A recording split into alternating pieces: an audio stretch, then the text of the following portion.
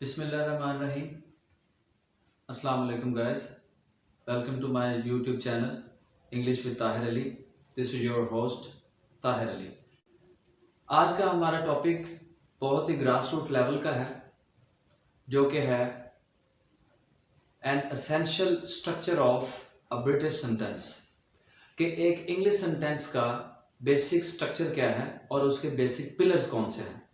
तो without delaying हम start करते हैं आज की वीडियो।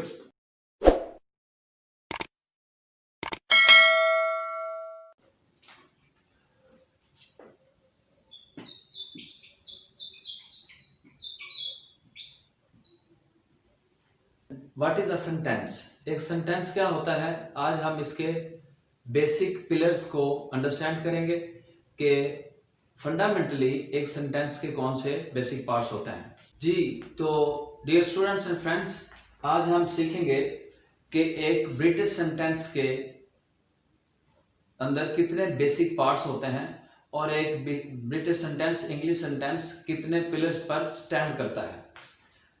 तो एक इंग्लिश सेंटेंस का सबसे बुनियादी पार्ट होता है और पहला जुज होता है, उसे कहते हैं subject.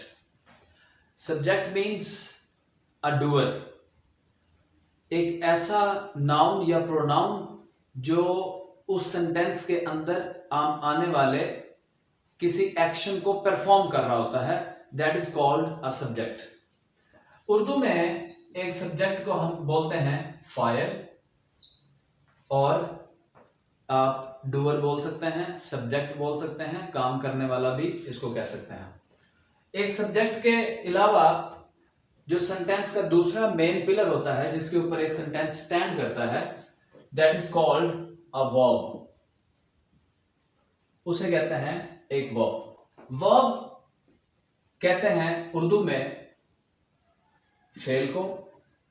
Fail means an action या कोई काम, यानी जो इस किसी सेंटेंस में एक सब्जेक्ट काम कर रहा होता है, that is called a verb. और उसे, इस वर्ब को, हर जुमले के वर्ब को, इंग्लिश के सेंटेंस के वर्ब को उस सेंटेंस का टेंस भी बोलते हैं। यानी वर्ब किसी भी इंग्लिश फिक्रे का टेंस होता है। ये कैसे टेंस होता है, वर्ब को हम टेंस कैसे कहते हैं, ये मैं आपको अगली फर्दर वीडियोस में बताऊंगा जब हम टेंसेस से रिलेटेड डिस्कशन करेंगे। जी, तो चलते हैं सेंटेंस के तीसरे मेन पिलर की तरफ, that is called an object. Object वो नाउन या प्रोनाउन होता है जिसके ऊपर ये परफॉर्मर ये एक्शन परफॉर्म कर रहा होता है। मीन्स कि किसी भी सेंटेंस के अंदर होने वाले काम को जो नाउन या प्रोनाउन रिसीव करता है, that is called an object.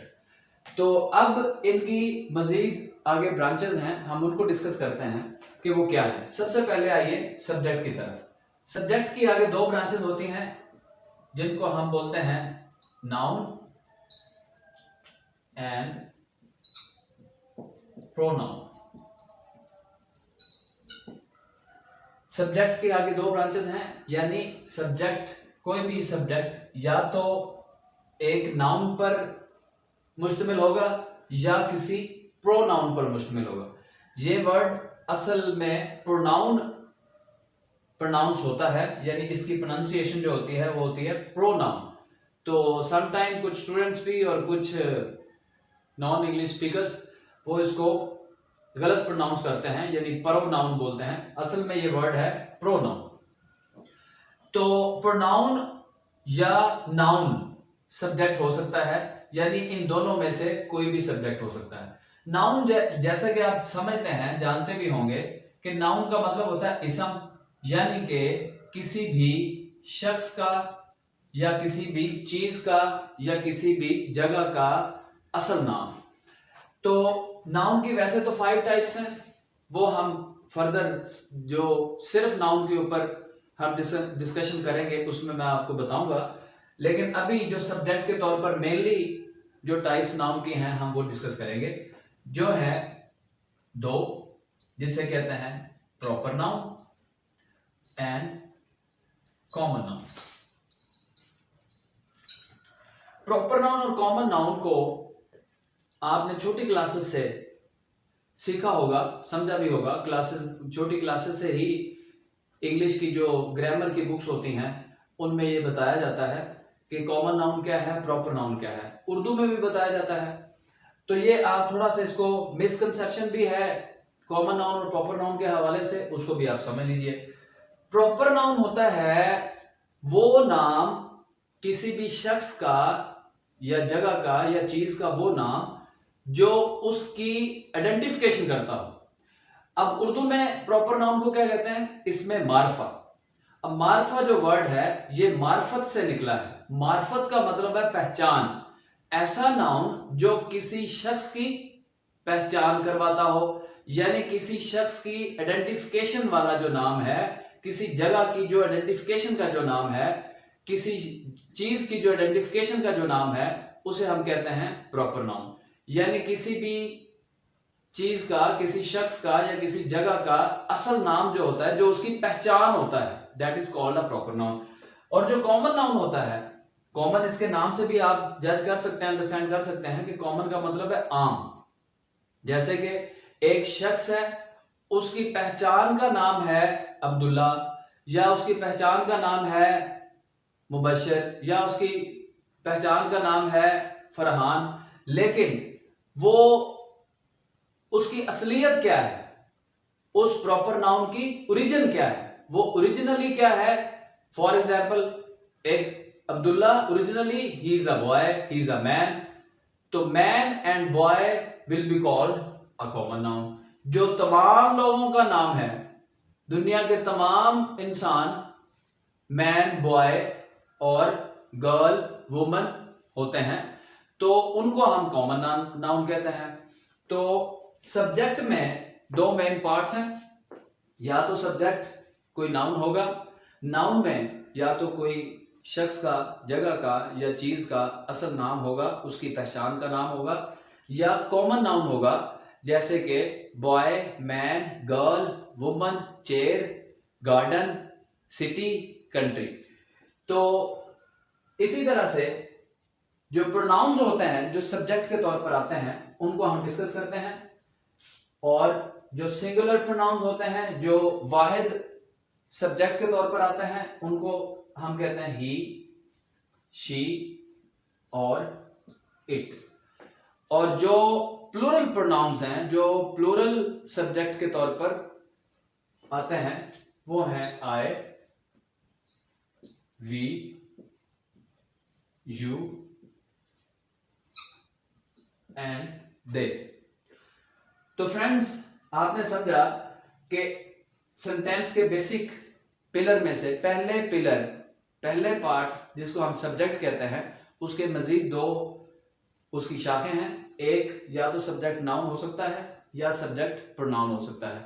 जो नाउन है, नाउन में या तो सब्जेक्ट प्रॉपर नाउन होगा या कॉमन नाउन होगा।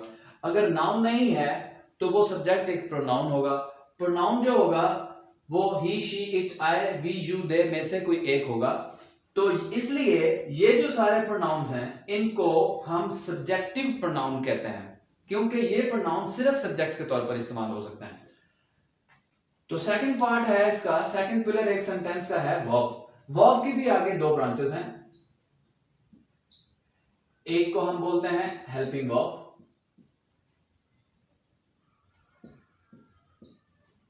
and second one is called main verb. Main verb को स्ट्रॉन्ग वर्ब भी बोलते हैं और एक्चुअल वर्ब भी बोलते हैं। All the words have the same meaning, यानी वो मेन वर्ब होता है जो जिसकी तीन फॉर्म्स बनती हैं, जैसे गो, वेंट, गॉन, कम, केम, कम। तो ये जिनकी तीन फॉर्म्स बनती हैं उनको मेन वर्ब बोलते हैं।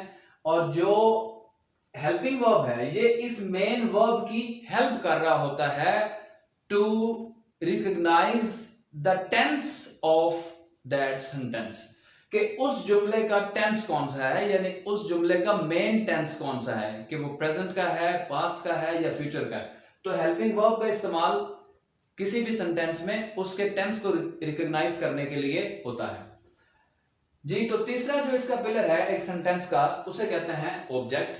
और ऑब्जेक्ट क्या होता है, ये सब्जेक्ट यानी ये डूअर ये काम कर रहा है, और ये काम जिसके ऊपर हो रहा होता है, जिसके ऊपर हैपन हो रहा होता है, या जो चीज जो शख्स इस एक्शन को रिसीव कर रहा होता है, that is called an object. इसके भी आगे दो ब्रांचेस हैं, दो इसकी टाइप्स हैं। नंबर 1, या तो ऑब्जेक्ट कोई भी नाउन हो सकता है, या ऑब्जेक्ट कोई भी प्रोनाउन हो सकता है। इसको आपने समझना है सब्जेक्ट के साथ, कि आप देख रहे हैं कि सब्जेक्ट में भी नाउन एंड प्रोनाउन, और इसी तरह से ऑब्जेक्ट में भी नाउन एंड प्रोनाउन। अच्छा, तो आपने ये जरा गौर रखना है इस बात पे कि नाउन जो होता है वो तो नाउन होता है, वो तो चेंज नहीं हो सकता। नाम किसी का अब्दुल्ला है, असलम है, हामिद है, हमजा है, ये तो नाम चेंज नहीं हो सकते।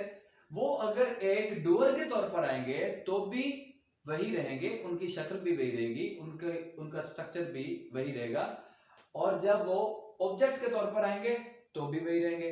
यानी noun subjective and objective noun same है। तो इसी तरह से नाउन की हम वही दो ब्रांचेस को ही डिस्कस करेंगे जो हमने सब्जेक्ट में डिस्कस की, यानी नाउन या तो प्रॉपर नाउन होगा एज एन ऑब्जेक्ट, या कॉमन नाउन होगा as an object. Clear? Number 2, जो प्रोनाउन है, जो सब्जेक्टिव प्रोनाउन हमने ये डिस्कस किए, जो सिर्फ सब्जेक्ट के तौर पर ही आ सकते हैं, जो सिर्फ सेंटेंस को स्टार्ट के तौर पर आ सकते हैं, सेंटेंस के स्टार्ट के तौर पर आ सकते हैं, यानी सेंटेंस को शुरू कर सकते हैं, तो ये डूअर कहलाते हैं, सब्जेक्टिव प्रोनाउंस कहलाते हैं।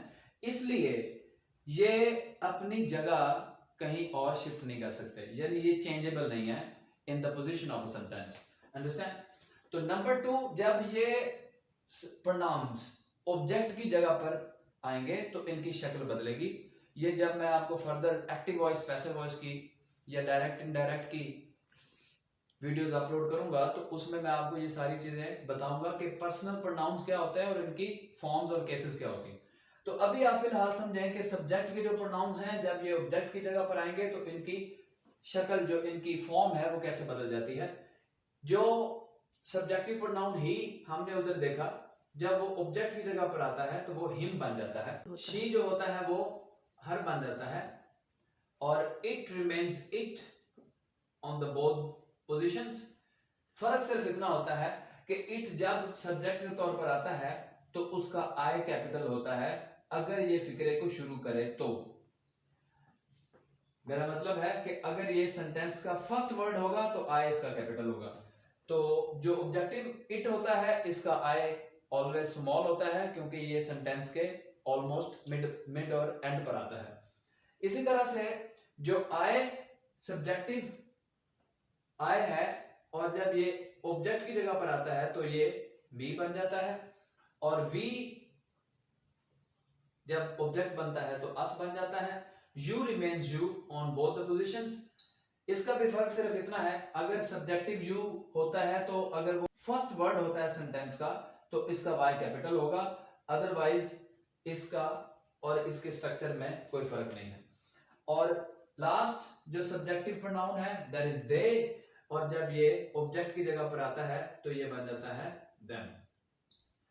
तो एक चीज आपने अंडरस्टैंड करनी है, समझनी है, और इसको याद भी रखना है कि ये जो प्रोनाउंस हैं ये सिर्फ सब्जेक्ट के तौर पर इस्तेमाल हो सकते हैं। They can not be replaced in the position of an object. इनको ऑब्जेक्ट की जगह पर हम नहीं ला सकते, या आप दूसरे लफ्जों में ये कह लें कि इसकी वाइस वर्सा, कि ये जो प्रोनाउंस हैं they can not be used as a subject, इनको हम सब्जेक्ट के तौर पर इस्तेमाल नहीं कर सकते। तो डियर फ्रेंड्स एंड स्टूडेंट्स, ये है basic structure of a British sentence, कि एक इंग्लिश के सेंटेंस के अंदर जो मेन पिलर्स हैं वो क्या क्या है। तो आपने समझ लिया कि एक सेंटेंस जो इंग्लिश का अरेंज होता है, ऑर्डर होता है, उसकी ऑर्डर भी यही होती है कि सबसे पहले सेंटेंस का सब्जेक्ट ट्रांसलेट किया जाता है, उसके बाद उसका वर्ब और उसके बाद उसका ऑब्जेक्ट। जब आप इसी ऑर्डर को फॉलो करेंगे तभी आपका सेंटेंस करेक्ट होगा और तभी आप उसको इजीली और आसानी से अरेंज कर सकेंगे। अब हम एक छोटी सी एग्जांपल के साथ इस स्ट्रक्चर को समझते हैं कि क्या इंग्लिश के सेंटेंस में जो ये ऑर्डर हमने डिस्कस किया है यही सीक्वेंस इस्तेमाल हो रहा है। देखिए जरा,